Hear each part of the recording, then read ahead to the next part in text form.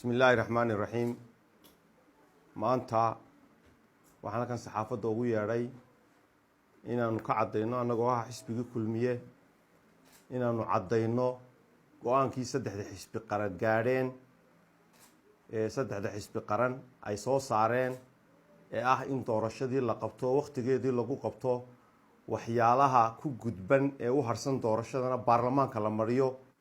inay sidii ay ahayd ay nooga go'an tahay oo aanu taageerno xisbi ahaan ayaan halkan shirkan u qabtay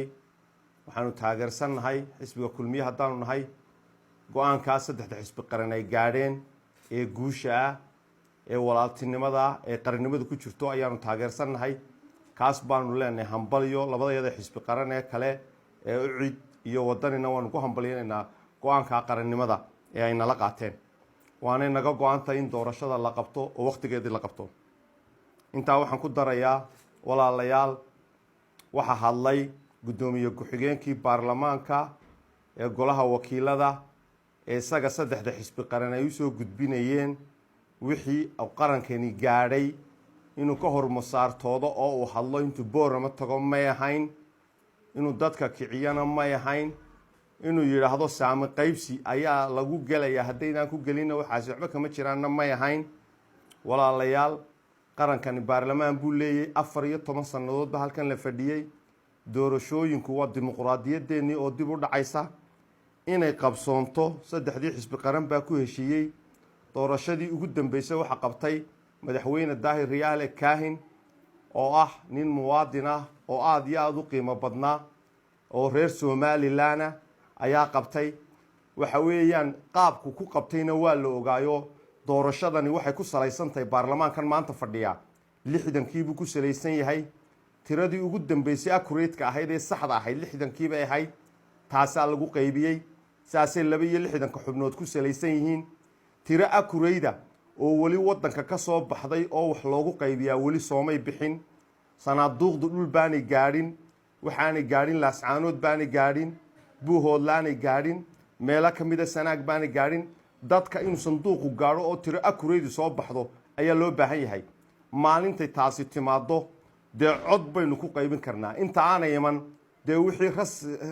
rasmiga ahaa ee uu dalkani haystay ayaa lagu jaangooyey distoorkay ku qoran tahay waa wax hore u sameeyey inuu codaynay ayay ka mid tahay maanta haddii taa hadal laga keeno la yidhaah gobollada waqooyigu ama galbeedku dee ha qaataan 50% codkii ugu dambeeyey madaxweynaha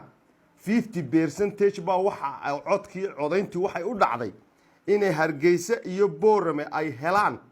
50% bay heleenoo laga codeeyay dadkii galbeed nabad baa ka dhacday dadkii iskuulaha ka dhacay waxa weeyaan horumar badan baa ka dhacay haddii aanu barigii horumar ka dhicin oo aynu inagii isboobno oo galbeed wuxuuba qaataan dee xal ma noqonayso sidaas awgeed waxaanu leenahay walaalayaal doorashada ha lagu soo dhiirado intaasoo sannadood baa fadhideen haddaa baarlamaanka tiin wixii qabyaayna hore u qabataan bay ahayd laakiin inaydun maanta aynu mushkilad ku abuurno arrinkaa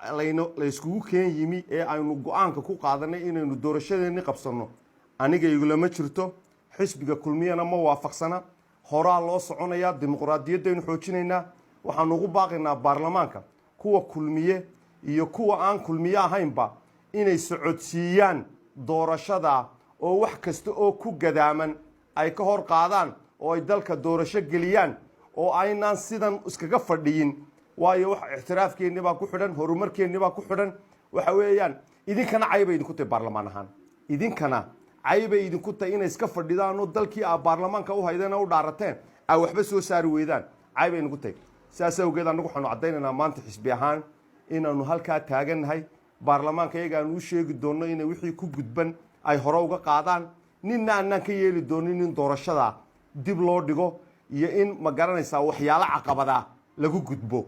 dadkana mushkilad aan la gelin waana la isla sugayaa sidii la isla sugi jiray oo Soomaaliland way isjiidanaysaa la kala tagi maayo gacanta la isaysanaya ninka kufa ee turanturooda waa la soo toosinaya